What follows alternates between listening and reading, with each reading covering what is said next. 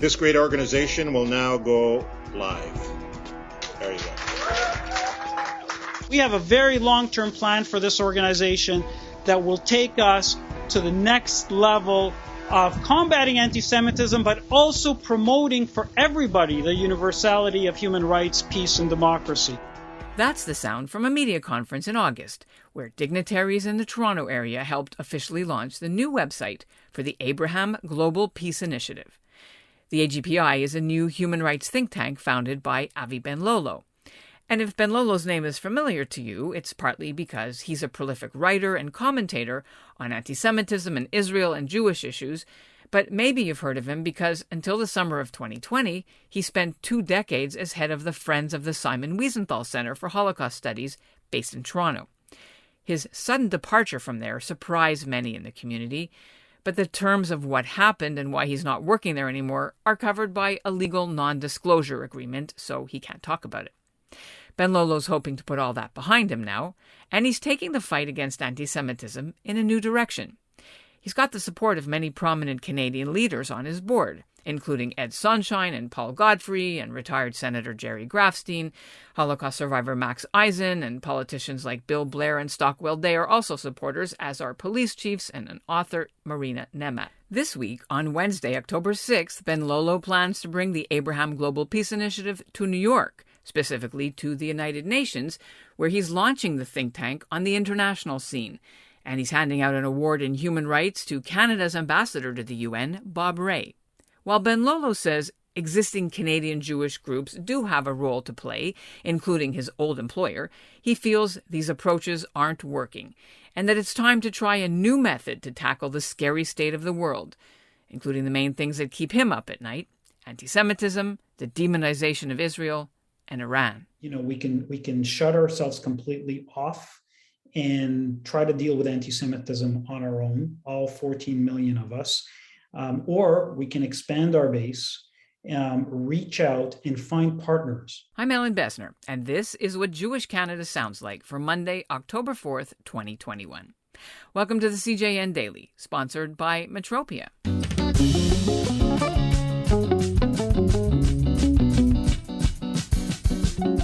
Avi Benlolo has been really busy since he left his old job, whether it's condemning anti-Semitism on university campuses, or hooliganism in European soccer, or holding Zoom meetings with an UNRWA official in Jordan.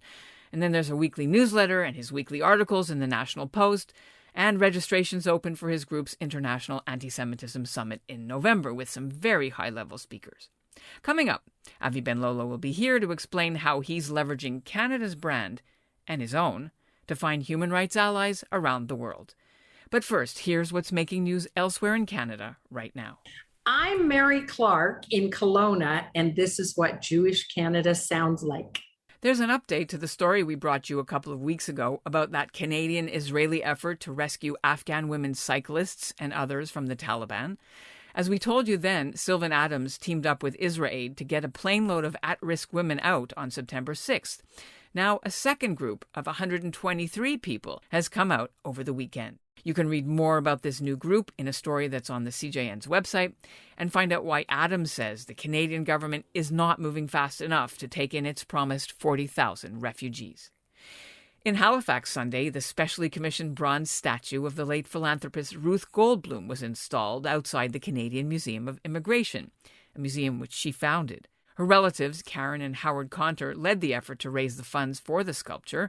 It portrays Goldblum sitting on a bench with her suitcases and tap-dancing shoes outside the popular museum, as if ready to explain to visitors why they should see the museum and offer her advice. Avi Benlolo was quietly putting together his new Abraham Global Peace Initiative think tank this past summer. Then hostilities broke out in May between Israel and Hamas and led to the spike in anti-Semitism, which we've all seen. So although he went on social media with his views and he launched the website in August, now he's ready to make a bigger splash. And I spoke with him just before he was set to depart for New York. Thanks so much for being on the CJN Daily. Well, thank you very much for having me. It's a pleasure. And it's great to have you just as you're about to head to New York to have an event at the United Nations. So let's start with that. Can you walk us through what's that for, and what's the program going to be?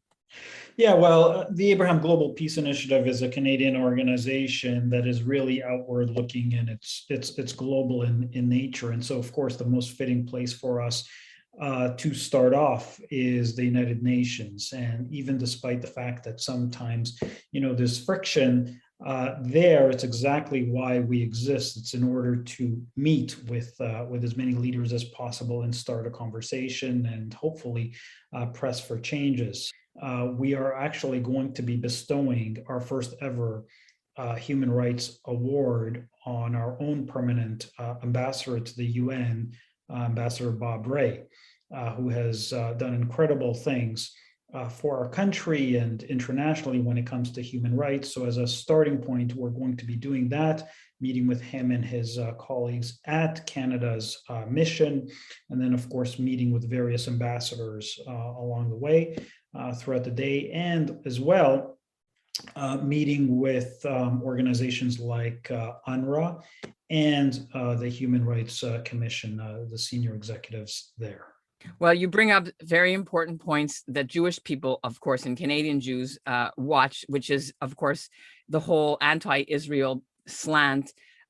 Some people call it an obsession at the United Nations. So what do you hope to accomplish in this type of body where, other groups, other people have not succeeded before? Even Israel hasn't succeeded in changing that. Yeah, and that's an excellent question. And I think we can accomplish a lot. We can move the needle a lot because our positioning as an organization is completely different than what's been done before. So firstly and foremost, we're a Canadian organization and 100% Canadian. We all know that Canada has a great brand internationally. We're a trusted nation. We're seen as a nation that is a human rights, peacemaking, advocacy type of country that promotes that. And countries trust us. And we've done that research. And in fact, when you think about it, companies like Canada Goose, for example, or Roots or others have utilized the Canada brand very successfully. So why are we not utilizing the Canada brand to push forward policy internationally? Why are we shy about it as Canadians? Why should we even engage with these people when we know they don't want to hear this balanced view or even this pro-Israel view? Yeah, so I actually tend to disagree with that point of view, and it comes back to my own experiences historically. Sometimes in our community we have a very a little bit of a closed-minded mentality, not wanting to engage outwards and try to inspire change. And my own history working with politicians, with police, with governmental organizations, is that, and by the way, and I should add to that, multi-faith groups. I have a lot of faith groups involved with my foundation and with me, who are my friends, and so in almost every single situation where I've engaged in that way and put my foot forward and gone out and met with people who you would think would be far different. It's always led to very, very productive relations where we can make change. And that's the approach that I want to take in this particular case. It's that we live in a global world. We can shut ourselves completely off and try to deal with anti-Semitism on our own, all 14 million of us, or we can expand our base, reach out and find partners. Those partners, as an example, when you said, well, I deal with, when you look at the Abraham Accords, we were inspired by, of course, the Abraham Accords. Think about the incredible success that we are now seeing, in the Middle East and as a result of that internationally. And that is because of engagement. That is because people to people. And this is what we are doing, people to people. And despite the fact that we might be at odds with the United Nations, I've already had quite a number of interactions with very high level operators at the UN who are willing to engage, willing to talk, and possibly willing to, to work on policy changes. So why not? And I don't think it's going to be in 5 minutes. I want to add to this. I don't think, this is not there's no magic to this. This is going to be a long, long runway. And that's our vision. It's 5, 10 years, we can't make policy changes in 2 minutes, but we can start building, very important relationships that will lead to those changes.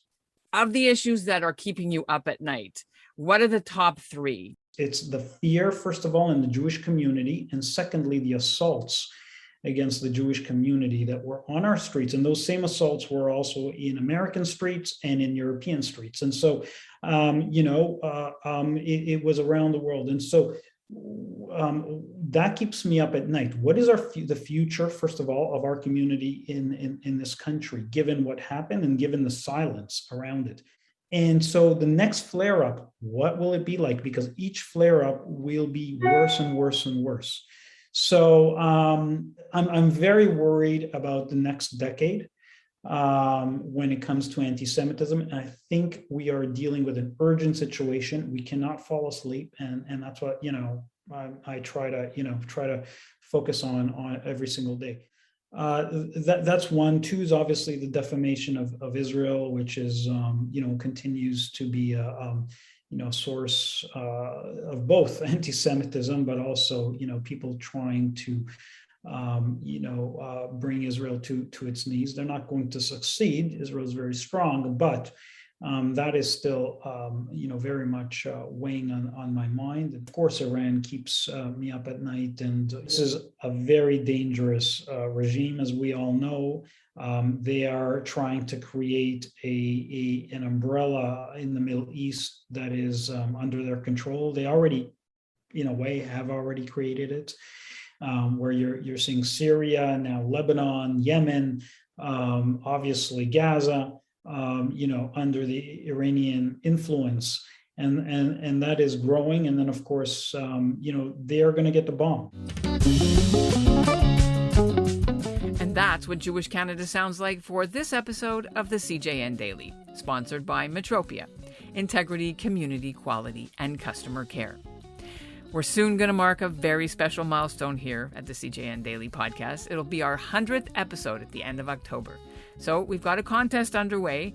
You could be interviewed on the show, but you've got to write to me and tell me why you have a good story to tell. And we'll pick the winner from our contest entries. The contest closes October 24th, so email me. That's ebessner, EBESSNER, @thecjn.ca. Or just find me on Facebook. And we'll end today's episode by letting you hear a little from the sculptor who created the bronze statue of the late Ruth Goldblum, the one that now sits outside the entrance to Halifax's Pier 21 Museum. Morgan MacDonald explains why he designed it the way he did.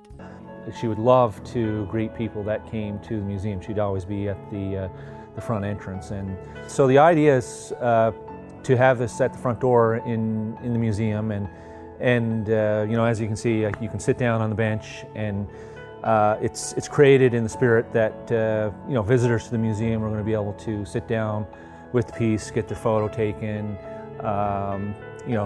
People could stand behind the bench with their family, and so, like as you can see, the suitcases here, they're making reference to the immigration aspect and the travel aspect of new arrivals coming from the vessels that are docked there.